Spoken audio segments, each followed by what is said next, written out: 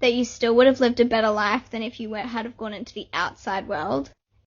So I recommend that everyone go and watch that video because it's very well reasoned and well thought out.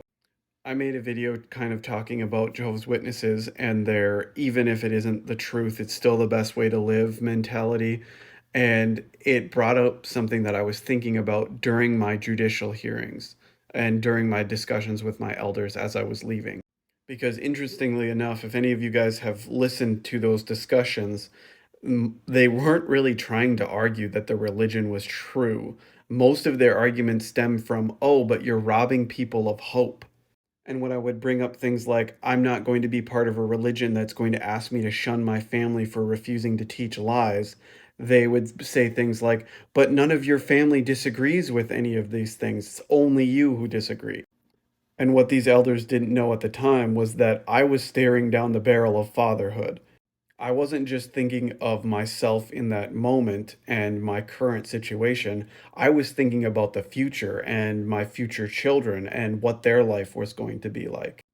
I realized very quickly that there was absolutely no way that I could raise a child in that religion because there's absolutely no way that I could teach that child the things that the religion teaches and believes.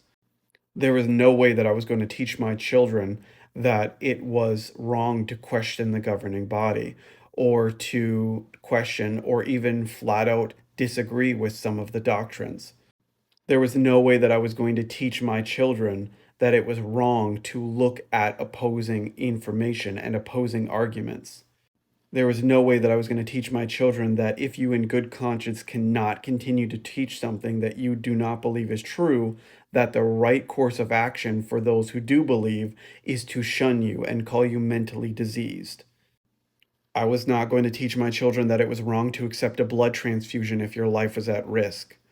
Nor was I going to teach them that it was right to, again, shun someone if they did make that decision.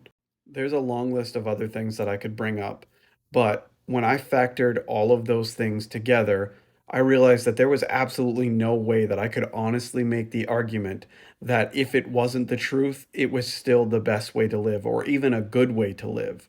In fact, had a hard time making the argument that even if it was true, it was a good way to live. I know some ex witnesses who didn't deconstruct after they left, and when they had children, they decided to go back to the religion because they felt like that was the best place to give them some like moral instruction. For me, it's the exact opposite. I want to keep my children as far away from that type of indoctrination as possible because, in my opinion, it's one of the worst ways to live.